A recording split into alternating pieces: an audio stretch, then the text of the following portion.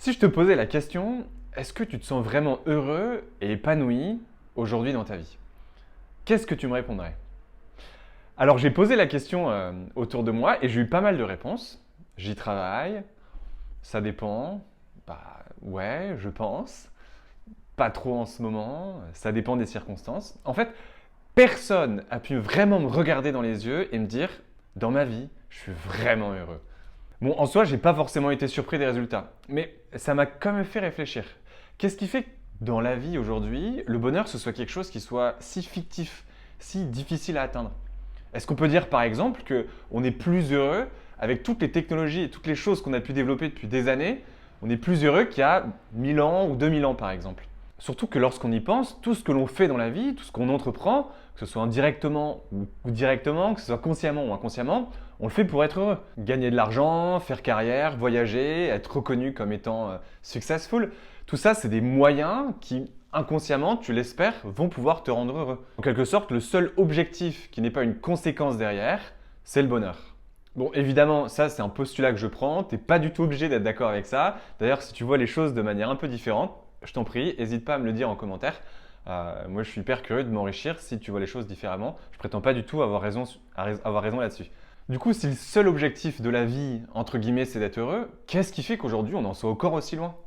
Qu'est-ce qui fait que ce soit si compliqué d'atteindre un peu cet état de satisfaction, de légèreté, simplicité, de complétude? Bon, comme tu l'as compris, ça va être le thème de la vidéo. Comment se sentir mieux? Comment être un peu plus heureux? Voilà, je ne vais pas te proposer une liste de petites astuces pour être plus heureux dès aujourd'hui, mais plutôt je vais te proposer une certaine manière de penser, une certaine manière de regarder un peu les situations qui se présentent à toi dans la vie pour que tu puisses les aborder d'une manière qui puisse te rendre plus heureux. Donc attention, comme d'habitude, c'est pas cette vidéo qui va te rendre plus heureux. Moi, je vais surtout essayer de te donner des pistes pour que toi derrière tu puisses creuser, faire ton petit travail intérieur entre guillemets, pour que tu puisses un peu réaliser et voir un peu les changements que tu souhaiterais voir se développer dans ta vie. Voilà la première piste ou même ligne directrice moi que j'ai envie de te partager, c'est que tu es le seul responsable de la manière dont tu te sens. Tu es le seul responsable de comment tu te sens. Que tu te sentes gai, joyeux, triste, malheureux, dépressif, tu es le seul responsable de ton état intérieur. Malheureusement, dans notre société, l'idée qu'on se fait du bonheur dépend souvent des éléments extérieurs. Donc, ce qui veut dire on justifie souvent notre état intérieur par des éléments extérieurs. D'ailleurs, ça se retrouve dans les éléments de réponse des personnes que j'ai interrogées. Alors, je leur ai posé la question, tiens, mais finalement, qu'est-ce qui pourrait te permettre d'être plus heureux? Quand on m'a répondu, par exemple, un boss un peu moins con, un meilleur taf, plus d'argent, plus de chance. Voilà, tout ça, c'est des éléments sur lesquels tu n'as aucun contrôle. Donc, en fait, cette méthode de pensée, à savoir que le bonheur dépend de l'extérieur, elle est tout simplement contre-productive et vouée à l'échec. Et vouloir changer des choses sur lesquelles tu n'as aucun contrôle, c'est un peu comme une bataille sans fin, c'est une perte d'énergie. C'est laisser le pouvoir à des éléments extérieurs sur ton état intérieur. Je m'inspire un peu de la philosophie stoïcienne ici, qui dissocie les choses que tu peux contrôler des choses que tu ne peux pas contrôler. Les choses que tu peux contrôler, tu as le pouvoir de les changer, et les choses sur lesquelles tu n'as aucun contrôle, il faut les accepter. Le fait que tu te sentes mal parce que tu attendais une promotion et tu ne l'as pas eue, en quelque sorte, c'est une émotion contre-productive. Tu n'as aucune influence là-dessus. Tu n'as pas reçu de promotion, tu ne peux pas changer ça. Attention, ça ne veut pas dire que tu ne dois pas ressentir, que tu ne dois pas avoir d'émotion, mais juste essayer de prendre conscience qu'en fait, cette émotion de mal-être à cause de quelque chose auquel tu n'as aucun contrôle, voilà, c'est une émotion contre-productive. Et donc, tu peux essayer de la changer en réfléchissant, tiens, qu'est-ce que je peux faire pour un peu changer la manière dont je me sens, pour ajuster la situation.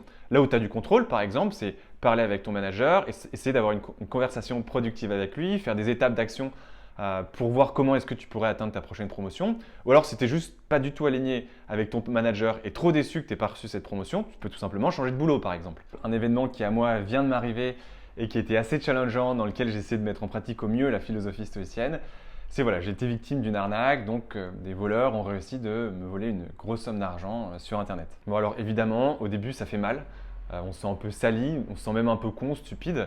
Moi personnellement j'ai même été un peu triste, j'aime bien faire confiance et ça m'a fait un peu chier qu'on me rappelle voilà, qu'il n'y a pas des gens bien dans ce monde. Mais j'ai décidé au maximum de ne pas rager, de ne pas être en colère, en quelque sorte de ne pas lui donner ce pouvoir-là qu'il pourrait avoir sur moi. Et j'ai décidé de me poser et de me dire tiens, qu'est-ce que je peux apprendre de la situation? Donc j'ai pris un petit papier, un crayon et j'ai commencé à écrire, ok, comment est-ce que je peux faire en sorte que cette situation ne se reproduise plus jamais? Qu'est-ce que je peux apprendre de ce qui s'est passé? Et quel est ce dont j'ai besoin pour un peu me libérer de mes émotions qui sont un peu négatives pour aller de l'avant. Dans cette situation, je pourrais dire je suis dans le mal, un connard m'a arnaqué, soi-disant c'est lui le responsable de mon état intérieur. Mais en fait, le piège, il est là. C'est si facile de lui remettre la faute dessus. Alors qu'en fait, c'est moi qui suis à 100% responsable. J'ai décidé de lui faire confiance. J'aurais pu prendre plus de précautions. J'adore cette situation de Marc Aurèle qui illustre bien cette manière de penser. Mon Dieu, donne-moi la sérénité d'accepter les choses que je ne peux pas changer, le courage de changer celles que je peux changer, et la sagesse de distinguer entre les deux. En fait, cette manière de penser, ce courant philosophique stoïcien qui est hyper utilisé en développement personnel d'ailleurs, c'est une super nouvelle parce que personne ne peut décider de ton malheur. Tu es le seul responsable de ton bonheur, personne ne peut décider comment toi tu vas te sentir. Et ça, personnellement, pour moi, c'était une nouvelle hyper importante. Ça ne veut pas du tout dire que tout est facile à vivre, que tu ne dois pas ressentir certaines émotions comme la colère, la tristesse.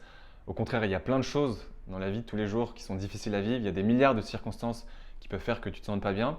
Mais c'est juste, encore une fois, une manière de penser qui te remet un peu entre les mains la manière dont tu te sens et qui te fait un peu prendre conscience aussi que si tu veux, tu peux et que tu peux vraiment décider de mettre certaines choses en place pour que tu ailles mieux demain, entre guillemets. En quelque sorte, le seul pouvoir que les gens ont sur ton état intérieur, c'est celui que tu leur donnes.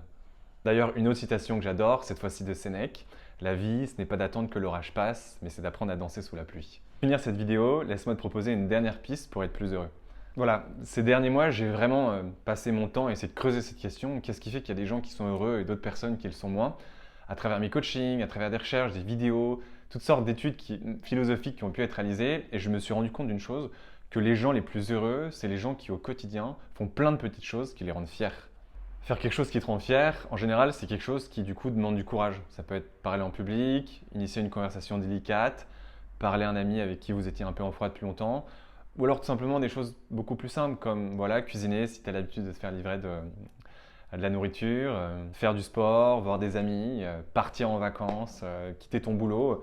Voilà, il y a certaines choses qui vont plus ou moins résonner avec toi. Essaie de trouver celles et de te connecter à toi-même, celles qui vont vraiment qui à toi te rendre fier, entre guillemets. En fait, en faisant toutes ces petites actions, en faisant des choses qui te rendent fier, tu viens directement augmenter l'estime de toi. L'estime de soi, c'est la valeur que tu te portes, c'est un peu la valeur que tu as de toi-même. Et donc en fait, à chaque fois que tu viens faire quelque chose qui te rend fier, tu augmentes la valeur que tu te portes. Et donc à chaque fois, en quelque sorte, tu deviens de plus en plus précieux. Et plus tu deviens de plus en plus précieux à tes yeux, plus tu as ce sentiment intérieur que tu mérites de vivre. Que toutes les belles choses qui t'arrivent dans la vie, tu mérites de les vivre.